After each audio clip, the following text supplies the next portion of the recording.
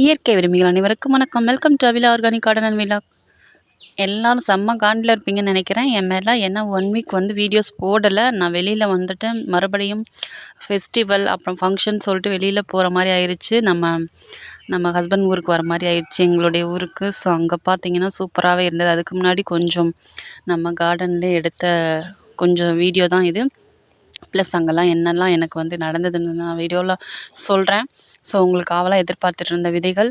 So நிறைய பேர் comment பண்ணியிருக்கீங்க வாட்ஸ்அப்பில் கூட. ஸோ கொஞ்சம் வெயிட் பண்ணுங்கள். உங்களுக்கு நான் இந்த மந்த்துக்குள்ளே போட்டுறேன்னு சொன்னேன் இல்லைங்களா, இன்னும் ஒரு 3 நாட்கள் இருக்கின்றது. அதுக்குள்ளே கண்டிப்பாக உங்களுக்கு போட்டுருவேன். ஸோ அங்கே நான் என்னெல்லாம் எனக்கு வந்து கிடைச்சதுன்னு சொல்லிட்டு தான் உங்களுக்கு நான் போடுறேன். ஸோ நம்ம பார்த்திங்கன்னா லெமன் செடிலாம் பார்த்திங்கன்னா நம்ம வந்து ஒவ்வொரு செடியுமே வந்து கார்டனிங் பண்ணும்போது நிறைய வந்து கேரிங் பண்ணுவோம். அப்போ தான் அதில் ஃப்ரூட்ஸ் வரும், ஃப்ளவரிங் வரும் அப்படின்னு சொல்லிட்டு. ஸோ இதெல்லாம் பார்த்திங்கன்னா எங்கள் வில்லேஜில் இருக்கிறது, வீட்டுக்கு முன்னாடி வீட்டுக்கு பேக் சைடில் இருக்கிறது அந்த மாதிரி.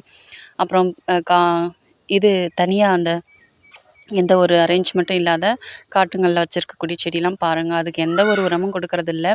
அதில் எப்படி காய்கள் வந்து இருக்குதுன்னு பாருங்கள். இதுக்கு வந்து அவங்க வந்து மாதத்தில் பார்த்திங்கன்னா அட்லீஸ்ட் 1 டைம்னாலும் அந்த காய்ந்த இலைகள், அப்புறம் அதை வந்து அந்த இடத்த கொத்தி விட்டு அந்த மக்கின குப்பைகளை அள்ளி போடுவாங்க. அப்புறம் ஆட்டினுடைய உரம், இதை மாதிரி விஷயங்கள் பண்ணுவாங்க. சாம்பல்லாம் நல்லாவே பழைய சாம்பல் வந்து அது மாதிரி லைட்டாக தூவி விடுவாங்க. இது மட்டும்தான் பண்ணுவாங்க. ஸோ இது மாதிரி பண்ணும்போது இவ்வளோ காய்கள் பிடிக்குதுன்னு பாருங்கள். ஸோ இதை மாதிரி விஷயங்களை நீங்களும் பண்ணிங்கன்னா உங்களுடைய கார்டனில் எப்போயுமே இதை மாதிரி பூக்காத செடியில் கூட காய்கள் பூக்களை நீங்கள் பார்க்கலாம். அதுக்காக தான் இந்த வீடியோ.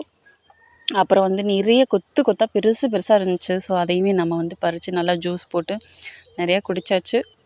வீட்டுக்குமே நிறையா எடுத்துகிட்டு வரணும்னு சொல்லிட்டு மீதி அப்புறம் பார்த்துக்கலான்னு விட்டாச்சு. அப்புறம் அங்கே அடித்த காற்று மழையில் பார்த்திங்கன்னா நிறைய வந்து பெரிய மரம்லாம் அந்த பிரிஞ்சு லீவ்ஸ்ன்னு சொல்லுவாங்க. அது வந்து அப்படி தான் சொன்னாங்க. நான் அப்படி தான் ஒரு சிலர் சொன்னாங்க. ஒரு சிலர் அது இல்லை கிடையாதுன்னாங்க. எனக்கு பார்க்க அப்படி தான் தெரிஞ்சது. நானுமே பார்த்திங்கன்னா அதனால் அதை வந்து எடுத்து ஸ்மெல் பண்ணிலாம் பார்த்தேன். பாருங்கள் சாஞ்சிருக்கு.